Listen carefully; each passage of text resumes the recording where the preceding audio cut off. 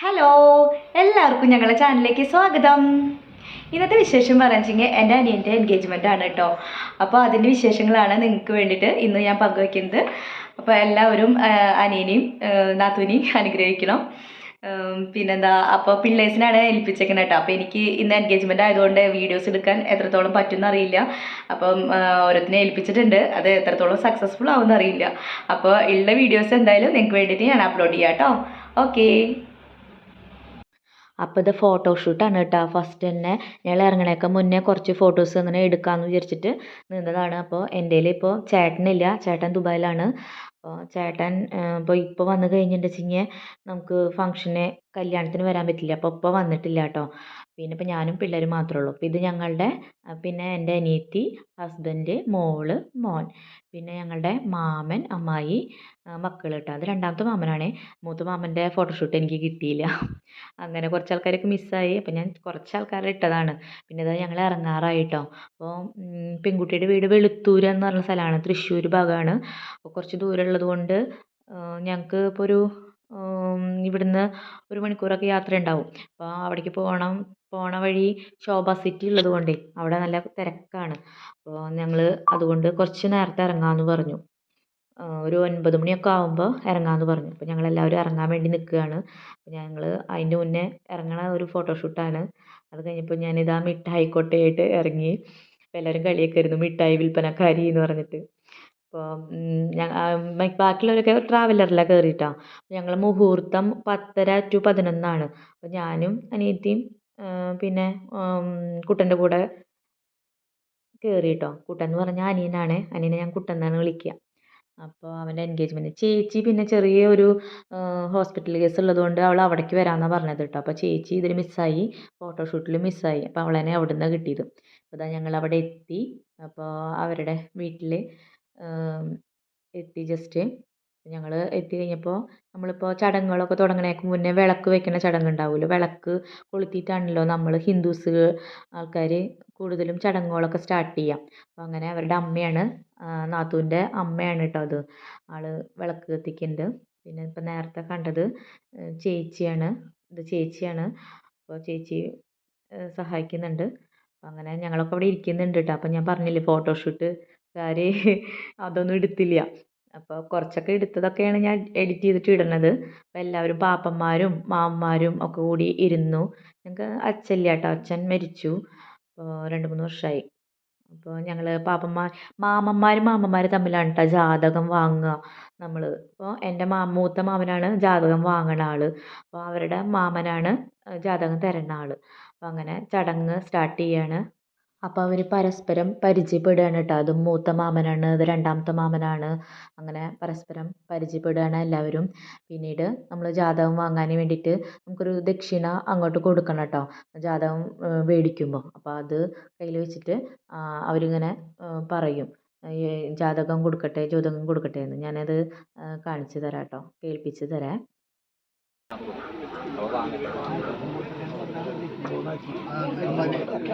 ജാതകം കൊടുക്കട്ടെ യോഗ്യത, ജാതകം കൊടുക്കട്ടെ യോഗ്യത, ജാതകം കൊടുക്കട്ടെ യോഗ്യത. എല്ലാവരും സമ്മതത്തോടു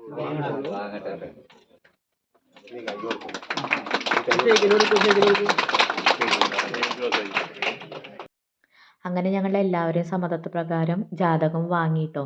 പിന്നെ ഞങ്ങൾക്ക് ഒരു വർഷത്തേക്ക് ഒരു ചടങ്ങ് എന്ന് പറഞ്ഞിട്ട് ഒരു ദക്ഷിണ കൊടുക്കുന്ന ഒരു സംഭവം കൂടിയുണ്ട്. പിന്നെ അതേപോലെ അമ്മയ്ക്ക് ഒരു പുടവ, മുത്തിപ്പുടവ എന്നാണ് പറയുക കേട്ടോ. പണ്ടുള്ള കാലത്ത് അച്ചാരപ്പുടവ എന്നൊക്കെ പറയും. അപ്പോൾ അതിപ്പോൾ പുരോഗമന രീതിയിൽ സാരിയൊക്കെ ഉണ്ട്. ആദ്യം നമ്മളൊരു മലമ്പന മുണ്ടായിരുന്നു പണ്ട് കാലത്തൊക്കെ അങ്ങനെ ചെയ്തിരുന്നു, മുത്തിപ്പുടവ എന്ന് പറഞ്ഞ് കൊടുത്തിരുന്നത്. അച്ചാരപ്പുടവ എന്നും പറയും, അച്ചാരപ്പുടവ എന്ന് പറയാൻ തോന്നുന്നു. അപ്പോൾ അങ്ങനെ ഇപ്പോൾ കൊടുക്കുന്നത് ഇപ്പോൾ അമ്മയ്ക്കാണത്. അപ്പോൾ അമ്മയ്ക്ക് അതൊരു ദക്ഷിണയും അതേപോലെ ഒരു സാരിയുമായിട്ട് നമ്മൾ അമ്മയ്ക്കും പുടവ കൊടുക്കുന്നുണ്ട്. പിന്നെ കല്യാണത്തിൻ്റെ ഡേറ്റ് വായിക്കുകയാണ് കേട്ടോ. നമ്മളിപ്പോൾ പണിക്കർ എഴുതി തന്നിട്ടുണ്ടാവില്ലേ കല്യാണ ഡേറ്റ്, അപ്പോൾ അത് നമ്മളെല്ലാവരും മുമ്പിൽ വെച്ച് വായിക്കുകയാണ്. കല്യാണം ജനുവരി 17-ാം തീയതിയാണ് കേട്ടോ കല്യാണം. അപ്പോൾ അത് എല്ലാവരും മുന്നിൽ വായിച്ചു മാമൻ. അങ്ങനെ ആ ചടങ്ങ് പൂർത്തിയായി. പിന്നെ അമ്മയ്ക്ക് അമ്മയാണ് ഇങ്ങനെ ഇത് സാരി കൊടുത്തത് കേട്ടോ. അപ്പോൾ അമ്മ, എൻ്റെ അമ്മയാണ് ഇപ്പോൾ റോസ് സാരി എടുത്തത് കയറി നിൽക്കുന്നത്. അപ്പോൾ അമ്മ അവരുടെ അമ്മയ്ക്ക് സാരിയും അതേപോലെ ദക്ഷിണയും കൂടിയിട്ട് കൊടുത്തു. അപ്പോൾ അതൊരു ചടങ്ങാണ്.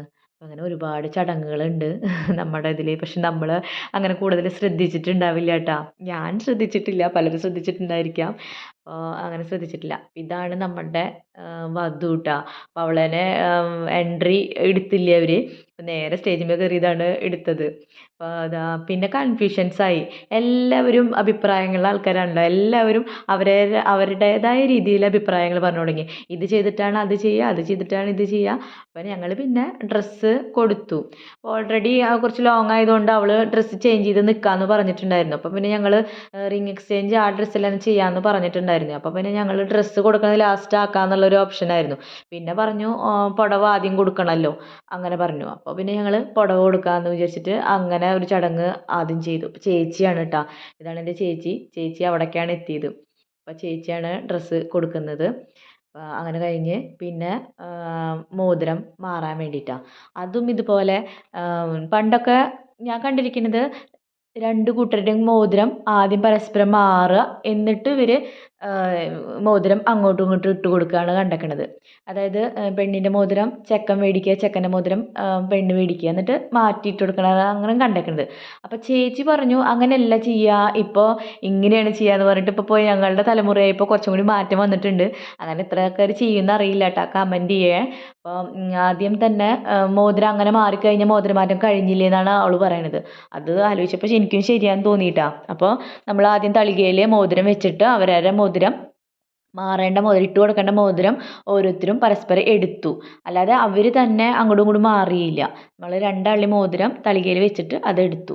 എന്നിട്ട് മോതിരം എക്സ്ചേഞ്ച് ചെയ്തു. എന്നിട്ട് പിന്നെ അമ്മ വളയിട്ട് കൊടുത്തു കേട്ടോ.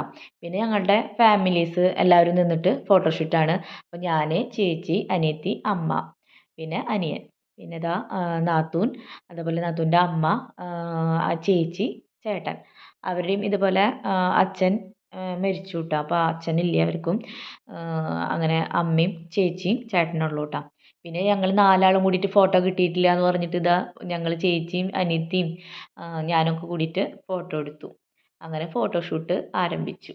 ഓരോരുത്തർ ഫാമിലി ആയിട്ട് ഇതാ വന്നു തുടങ്ങി. ഇതിപ്പോൾ അവിടെ ചേച്ചി, ചേട്ടൻ, അമ്മ അങ്ങനെയായിട്ട് നിന്നു. അങ്ങനെ ഫോട്ടോഷൂട്ട് തുടങ്ങി കേട്ടോ. അപ്പോൾ നിങ്ങൾ ഈ ഫോട്ടോഷൂട്ടൊക്കെ ഒന്ന് കാണുക കേട്ടോ. ഫോട്ടോഷൂട്ടിൻ്റെ ഒപ്പം ഞാനിങ്ങനെ ജസ്റ്റ് പരിചയപ്പെടുത്തി തരാം കേട്ടോ. അപ്പോൾ ഇത് ഞങ്ങളുടെ പാപ്പൻ്റെ ഫാമിലിയാണ്, അച്ഛൻ്റെ അനിയൻ്റെ ഫാമിലിയാണ്. അവർ 4 പെൺകുട്ടികളാണ്. അപ്പോൾ അതിലൊരാൾ ഇപ്പോൾ ഇവിടെ ഇല്ല, നാട്ടിലില്ല. അതിൽ 2ആളുടെ ഹസ്ബൻഡ് നാട്ടിലുള്ളൂ. പിന്നെ ഒരാളുടെ ഹസ്ബൻഡ് ഉണ്ട്, ആൾ ജസ്റ്റ് വന്നിട്ടില്ല. അപ്പോൾ അങ്ങനെ അവരുടെ ഫാമിലിയാണ്. പാപ്പൻ, മേമ, 3 പിള്ളേർ, അവരുടെ മക്കൾ, അങ്ങനെയായിട്ട്. ഇത് പാപ്പൻ, മേമ കേട്ടോ ഞങ്ങളുടെ. പിന്നെ ഇത് പാപ്പൻ്റെ മക്കളാണ്. ഒരാളെയും പറഞ്ഞില്ല, ഒരാൾ ജോലിയായിട്ട് ദുബായിലാണ്. അപ്പോൾ പിന്നെ ഒരു പാപ്പൻ്റെ മോളും ഭർത്താവും കുട്ടിയും. അങ്ങനെ ഓരോരോ ഫാമിലി ആയിട്ട് നിന്നു അവർ. അപ്പോൾ ഫോട്ടോഷൂട്ട് എന്ന് പറഞ്ഞാൽ എളുപ്പമുള്ള പരിപാടിയല്ല കേട്ടോ. അപ്പോൾ നമ്മൾ സ്വന്തക്കാരുടെ കല്യാണം ഒക്കെ ആണെങ്കിൽ നമുക്ക് എന്തായാലും കുറച്ച് ബുദ്ധിമുട്ടാണ് ഫോട്ടോഷൂട്ടും കാര്യങ്ങളൊക്കെ കഴിഞ്ഞ് കിട്ടാനൊക്കെ. അപ്പോൾ അനിയത്തിയും അവരൊക്കെ കയറി സൈനമാമീൻ്റെ കൂടെ. അപ്പോൾ സൈനമാമിക്ക് ഷെയ്ക്കൻ്റെ ഒക്കെ കൊടുത്തു കേട്ടോ ഉണ്ണി. അപ്പോൾ ചേച്ചി അല്ല അനിയത്തിയുടെ മോനാണ്, അവൻ്റെ പേര് ആഞ്ജനേയദാസ് എന്നാണ്. അപ്പോൾ ആൾ വിചാരം ഷെയ്ക്കൻ്റെ ഒക്കെ കൊടുക്കണം വെച്ചിട്ട് ആൾ കയറുണ്ട് ഷെയ്ക്കൻ്റെ ഒക്കെ കൊടുത്തിട്ടുണ്ടായിരുന്നു. പിന്നെ ഇത് ഞങ്ങളുടെ വേറൊരു പാപ്പനാണ്. ഈ പാപ്പന് ഒരു ആൺകുട്ടി 2 പെൺകുട്ടികളാണ്. പിന്നെ ഇത് വേറൊരു പാപ്പനും മേമയും. ഇവരുടെ മക്കൾ വന്നിട്ടില്ല, അവർ പഠിക്കുകയാണ്. ഒരാൾ നേഴ്സാണ്, അവർക്ക് ലീവ് കിട്ടിയില്ല. പിന്നെ ഇത് എൻ്റെ അച്ഛൻ കേട്ടോ, എൻ്റെ ചേട്ടൻ്റെ അച്ഛനാണ്. അപ്പോൾ ചേട്ടൻ ഞാൻ പറഞ്ഞില്ലേ വന്നിട്ടില്ല എന്ന്, കല്യാണത്തിന് വരും, അപ്പോൾ നിങ്ങൾക്ക് കാണിച്ചു തരാം. പിന്നെ ഇത് സൈനയുടെ ഫാമിലിയാണ് കേട്ടോ. അവർ വല്യമ്മയൊക്കെയാണ്, വല്യമ്മയും ഫാമിലിയാണ്. ഇത് അവരുടെ ഓഫീസിലത്തെ ഫ്രണ്ട്സാണ് കേട്ടോ. ഇപ്പോൾ 2 ആളും ഒരേ ഓഫീസിലാണ് കേട്ടോ വർക്ക് ചെയ്യുന്നത്. അപ്പോൾ അവരുടെ ഫ്രണ്ട്സാണ്. അപ്പോൾ എല്ലാവരും കൂടിയിട്ട് ഫോട്ടോയിൽ ഒതുങ്ങാൻ വേണ്ടിയിട്ട് അഡ്ജസ്റ്റൊക്കെ ചെയ്ത് ഇരുന്നുണ്ട് കേട്ടോ. അപ്പോൾ അങ്ങനെ പിന്നെന്താ, പിന്നെ ഞങ്ങൾ ജസ്റ്റ് ഡ്രസ്സ് ചേഞ്ച് ചെയ്യാമെന്നൊക്കെ പറഞ്ഞിട്ട് പോവാൻ നിന്നു. ഇത് സൈനയുടെ ചേച്ചിയുടെ ഫാമിലിയാണ്, ഹസ്ബൻഡിൻ്റെ ഫാമിലിയാണ് കേട്ടോ. അപ്പോൾ അങ്ങനെ ഇതെൻ്റെ മാമൻ്റെ പിള്ളേരും അതേപോലെ മേമയുടെ പിള്ളേരും കേട്ടോ. പിന്നെ എൻ്റെ പാപ്പൻ്റെ പിള്ളേരും കൂടി നിന്ന് പിള്ളേഴ്സെറ്റ് നിൽക്കാന്ന് പറഞ്ഞിട്ട് പിന്നെ ഞങ്ങൾ സദ്യ കഴിക്കാൻ പോയിട്ടാ. അപ്പോൾ ഇപ്പം മണ്ഡലകാലമൊക്കെ ആയതുകൊണ്ട് എല്ലാവരും നോലുമ്പായതുകൊണ്ട് ഞങ്ങൾ പച്ചക്കറി സദ്യയാണ് ഉണ്ടായിരുന്നത്. അടിപൊളി സദ്യയായിരുന്നു കേട്ടോ. ചോറ് പായസം. അപ്പോൾ പായസം പാലടയായിരുന്നു. എൻ്റെ മോന് പിന്നെ പാലട കണ്ട് കഴിഞ്ഞിട്ടുണ്ടെങ്കിൽ വേറെ ഒന്നും വേണ്ട കേട്ടോ. പിന്നെ ഞങ്ങൾ ഡ്രസ്സ് ചേഞ്ച് ചെയ്തു കേട്ടോ. ഡ്രസ്സ് ചേഞ്ച് ചെയ്തിട്ട് ഫോട്ടോഷൂട്ടാണ്. അപ്പോൾ എൻ്റെ വക ഒരു ഫോട്ടോഷൂട്ടാണ് കേട്ടോ, തമ്പനൊക്കെ കൊടുക്കാൻ പറഞ്ഞിട്ട്. പിന്നെ ഇതാ ഞങ്ങൾ നാലാളും കൂടിയിട്ട് ഫോട്ടോ കിട്ടിയിട്ടില്ല പറഞ്ഞിട്ട് ഫോട്ടോഗ്രാഫർ ചേച്ചി വന്നതല്ലേ അപ്പോൾ നിങ്ങളുടെ നാലാളും കൂടി ഫോട്ടോ എടുക്കാമെന്ന് പറഞ്ഞിട്ട് ഫോട്ടോ എടുപ്പിച്ചതാണ്. അപ്പോൾ ഫോട്ടോഗ്രാഫർ പറയുന്നുണ്ട് പരസ്പരം അങ്ങോട്ടും ഇങ്ങോട്ടും നോക്കി ചിരിക്കൂ എന്നൊക്കെ പറയുന്നുണ്ട്. അപ്പം ഞങ്ങൾ പരസ്പരം ഒന്ന് നോക്കി ചിരിച്ചതാണ് കേട്ടോ. പിന്നെ ഇത് അമ്മേനെയും കൂട്ടി ഞങ്ങളെ ഫാമിലി മാത്രമായിട്ട് നിന്നിട്ട് ഫോട്ടോ എടുത്തു. പിന്നെ അങ്ങനെ ചടങ്ങുകളൊക്കെ കഴിഞ്ഞു തുടങ്ങി. അപ്പോൾ ഞങ്ങൾ ജസ്റ്റ് പോവാമെന്ന് പറഞ്ഞിട്ട് ഡ്രസ്സ് ചേഞ്ച് ചെയ്തപ്പോൾ അതിലൊരു ഫോട്ടോ എടുക്കാമെന്ന് പറഞ്ഞിട്ട് അങ്ങനെ എടുത്തു കേട്ടോ. അപ്പോഴാണ് ഞങ്ങൾ ആലോചിച്ചത് കേട്ടോ, ഞങ്ങൾ പെങ്ങന്മാർ മാത്രമായിട്ട് ഫോട്ടോ എടുത്തില്ലല്ലോ എന്ന്.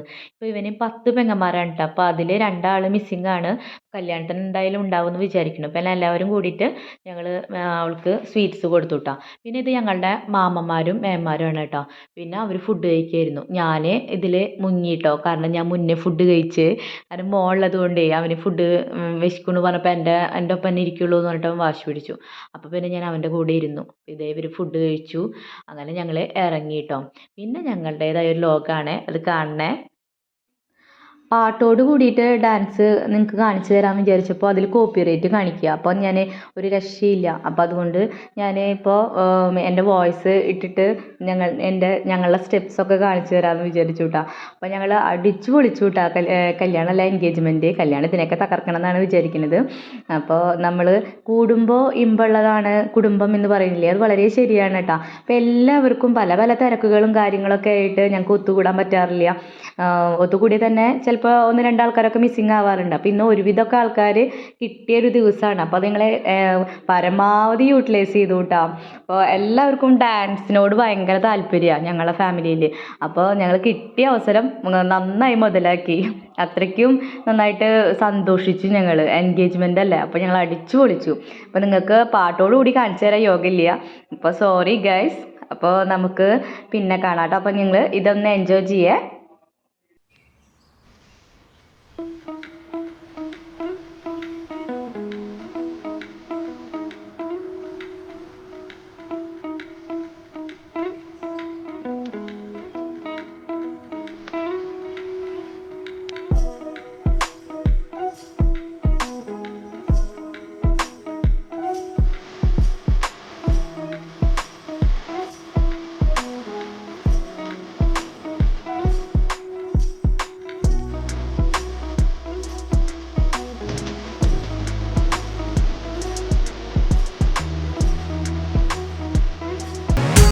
അപ്പോൾ ഞങ്ങളുടെ ഡാൻസും വ്ളോഗും ഇഷ്ടപ്പെട്ടു വെച്ചെങ്കിൽ എല്ലാവരും ലൈക്ക് ചെയ്യുക, സബ്സ്ക്രൈബ് ചെയ്യുക, സപ്പോർട്ട് ചെയ്യുക.